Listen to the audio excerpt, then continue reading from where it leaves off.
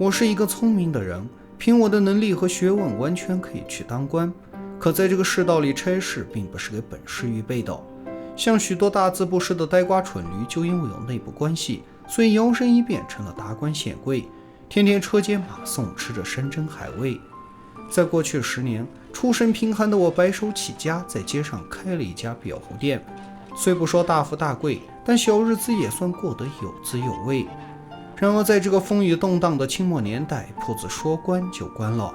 才22岁的我，这样聪明能干的我失业了。但世道早就给生活困苦的人准备好了2条路，一条是当巡警，一条是拉洋车。像邻居小孙那样大字不识、没有一技之长的，就去拉洋车，只要肯出力，吃饱饭是没有问题的。如果像我这样有手艺，不能挣钱，能识几个字还好面子的，就只能去当巡警。别的不说，当巡警首先不用多大的人情关系，其次呢还有身制服穿着，1个月还有6块钱拿着。所以经过一番考虑，我在邻居老赵的帮助下剪掉辫子，当了巡警。一段时间后，我明白了整个巡警厅从上到下全是狗熊耍扁担，混碗饭吃。我上面的警官除了耍嘴皮下命令，其他什么都不会。像巡街查岗、指路答疑、处理民间纠纷这些实际工作，都是让我们下面的人去干。这正是上面动动嘴，下面跑断腿。记得曾经我还骂老赵是臭脚巡，意思就是说巡警的差事无非就是站马路、无事忙、跑臭脚。不料如今是自己打了自己的嘴。这不，老赵的儿子小锁就一天在街上骂我臭脚巡，对此我也只能脸上笑笑，心里暗叹一声报应。每个月一领到饷银，我便把其中的4块交给妻子养家，剩余2块则留着交饭钱。我尽量节节缩食，因为我少吃一口，孩子就可以多吃一口。我也不敢生病，不敢抽烟，不敢吃零碎东西。尽管这样，一家人的日子还是过得紧巴巴的。我以为凭我的聪明和本事，将来必定有个升腾，但很多年后才渐渐明白，制服上的警衔并不是按照聪明和本事来颁发的。这日天还没黑，家家户户便大门紧锁，就连小孙也提前收车回家。我看着空荡诡异的大街小巷，隐约感觉到了有什么大事要发生，但作为巡警，我不得不硬着头皮去执行勤务。很快不远处就传来了枪声和狗叫，我急忙躲到了酒馆里，细问之下才得知了这是兵变。只见那些辫子兵四处烧杀抢掠，祸害良家妇女。作为一个巡警，却只能眼睁睁地看着，无能为力。一旁的孟掌柜不禁嘲讽道：“臭脚巡，平常你连门前撒尿都要管，今儿怎么连个屁都不敢放？”我羞愧之余，给他借了一件大褂子，扮成普通百姓，然后立马逃回警厅，向上级报告了兵变的事。奈何大伙听了后却不约而同地笑起来。原来上级警官早就知道了兵变，但这管也不是，不管也不是，所以就任由我们这些最底层的巡警去街上巡逻，至于生死则全看天意。好在大伙都不傻，一听枪声就都逃回了总部，毕竟1个月才拿6块钱，谁也犯不上去送命。一日早上，城里已被烧成了一片废墟，而厅里则通知我们巡警整装出发，前去镇压马路。见到抢劫的辫子兵，非但不能抓，还要敬礼目送。更荒唐的是，老赵的儿子小锁只因蹲在门口，便被辫子兵以抢劫罪当场正法。我实在搞不懂这个世道，也搞不懂什么是黑，什么是白。兵变过后，大清王朝改为了中华民国。据说民国的意思就是国家的事情都由人民管。可我没看到，我还是巡警，饷银照旧，贫困依旧，天天进出的还是同一个地方，唯一的区别就是门口换了一个招牌。另外，自此只要是个官，都可以要几名巡警来看家护院。也就是说，我们拿着公家的钱，却在给私人当保镖。不久后，我和其他3个同事也被派去给秦大人看门守夜。原想着这比巡逻清闲，鞋子钱也能省不少。不料这秦大人府上是3日一小宴，5日一大宴，门前是车如流水，马如龙。我虽不需要动脚，但一天抬手敬礼却不下上百次。另外，我们还会被派去跑腿买大烟。按理来说，我们巡警管的就是赌博抽大烟，但现在不只是要替人家买大烟，还要日夜保护着人家打麻将。还有太太小姐们一旦出门，我们都必须抽出人来跟着保驾护航。出力不说，鞋也比原来更废。而秦夫人的绣花鞋是买完一堆又一堆，不是嫌弃款式老，就是抱怨颜色不满意。由于我一向精明和气，做事圆滑，所以都能把大事化小，小事化了，既不给上面惹麻烦，又让大家过得去。所以一段时间后，我升成了1等警，工资也涨了几块。隔壁邻居都羡慕我工作稳定又自由。实际上守宅门这几年，那些官爷太太才是自由的吃，自由的穿，自由的捞钱，还可以自由使唤我们这些穿制服的巡警。而对老百姓好的事却从来不见他们做。1915年，秦大人和日本人的来往越发密切，一直到许多人拉着横幅在门前抗议，我才知道袁世凯和日本签订了丧权辱国的21条。我虽然是一个小巡警，但家国这2个字还是懂得，所以我非但没有轰走他们，还准备跟着头领申演一起去游行。这次风波过后，秦大人虽然下了台，但没几年便东山再起。他的小舅子狐狸也因为会咬几句日本话，当上了警察厅的分所长。才上任没几天，狐狸便把3亲6戚全部叫来，霸占了厅里的管理岗位，就连烧饭的厨师也当了巡官。而好不容易熬到巡长的我，又被挤下去当了3等警。就这样，我再次被派去给秦大人看家护院。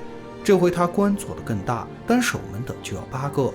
秦夫人的生活也比原来更奢侈，买一瓶日本进口的香水就花了50块。而我家隔壁的小孙为了治病，只能以30块的价格把孩子给贱卖掉。日子越来越难，我的妻子也在贫病交加中撒手而去。死了也好，反正活着也是受罪。我没钱给他买棺材，也来不及给他送葬，我只能把孩子交给邻居照管后，便匆忙地赶去抓革命党。在这其中，以申远为首的一伙人是重点通缉的要犯。我虽不懂得什么是革命，但我感到他们是真正的为了大家好。所以在小酒馆遇到申远时，我并没有把他抓去领赏金，而是掩护着他逃出城外。1927年又改朝换代了，正如老人们常说的，换汤不换药，一代不如一代。由于国都迁移到了南京，北京就成了没妈的孩子，所以市面变得非常萧条，铺面是接二连三的倒闭关门。如今我的儿子海福长成了大小伙，隔壁小孙的女儿小玉也到了适婚年龄，2人从小青梅竹马，倒是天生一对。于是我们2家一商量，就给他们定了亲。我原想凑钱让儿子一家去做点小买卖或者学门手艺，但海福死活不肯，愣是要去当巡警。没办法，我这臭脚巡的差事只能被迫实习下去。还有我的女儿也老大不小的，我得给她张罗一门亲事。嫁给谁呢？巡警，还得是巡警。没办法，这大妞要模样没模样，要文化没文化，要嫁妆也没嫁妆，唯一的优点就是能吃苦。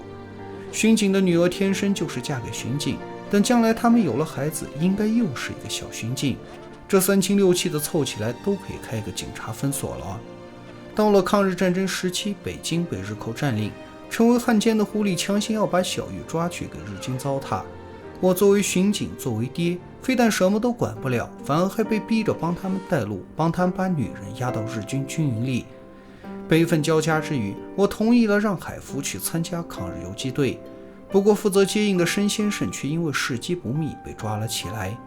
一转眼又是8年，好不容易盼到了抗日战争胜利，但海福还是没回来，汉奸狐狸也依然逍遥法外，并升成了分局长。他恬不知耻地说自己抗战多年，替国家干的都是地下工作。而小孙由于去揭发狐狸，被活活地打死在牢中。我也因为求情遭到了狐狸的注意和审讯，逼着我必须供出儿子海福等一干游击队的去处。老虎凳灌凉水，火沟烫，没想到60岁的我还要来遭这份罪。从清末到现在40年，我安分守己，奉公守法，无论怎么改朝换代，无论谁来了，我都尽心尽力地站岗守业。可不管谁上了台，是什么好听说什么，什么平等啊自由啊，说得多好听，可没一个是拉人屎的，最后倒霉的还是我们老百姓。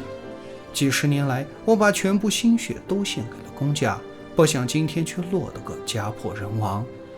1948年金圆券改革使得物价暴涨，经济几乎崩溃。失去差事的我只能给人守房子、挑沙灰、拉洋车。60多岁的我干的都是20岁小伙的事。我从不求人白给点什么，如今也仍然想凭自己的力气和本事挣口饭吃。硬气了一辈子，临了我不想输掉这口气。可卖了一天的力气，我连顿饱饭都吃不上，我的眼睛直发黑。其实贫穷和困苦是世袭的，吃窝窝头的生出来的孩子还是吃窝窝头，穷死的也依然会穷死，而不是像慈善家想的那样，是几碗粥就可以救活的。有粥吃不过是多受几天罪罢了，早晚都还是个死。在下着大雪的冬夜，我穿着一件破棉袄在街上流浪。我不想回家，也怕见人。我知道我已经走到了绝路，我死后不会有棺材，我媳妇和孙子也会跟着饿死。我已经没有了眼泪，只会偶尔的冷笑一声，笑我这一辈子的本事和聪明，笑这荒唐不公的世界。我实在不甘心死，但这个社会却要将我活活埋掉。此时天上应当是有月亮的，可是叫黑云给遮住了，处处都很黑，不知什么时候老天才能睁开眼。这部电影《我这一辈子》于1950年上映，该片以一个平凡的巡警我，讲述了清末到解放前这段风云动荡的历史，堪称民国版的活着。这个所谓的我其实不只是巡警，而是千千万万个被旧社会摧残迫害的底层老百姓。得益于老舍的原著同名小说，所以该片的剧情可谓是一针见血，字字诛心。而老艺术家石辉更是将巡警平凡卑微悲惨无奈的一生表现得淋漓尽致。可以这样说，石辉演活了巡警，也演活了这部电影。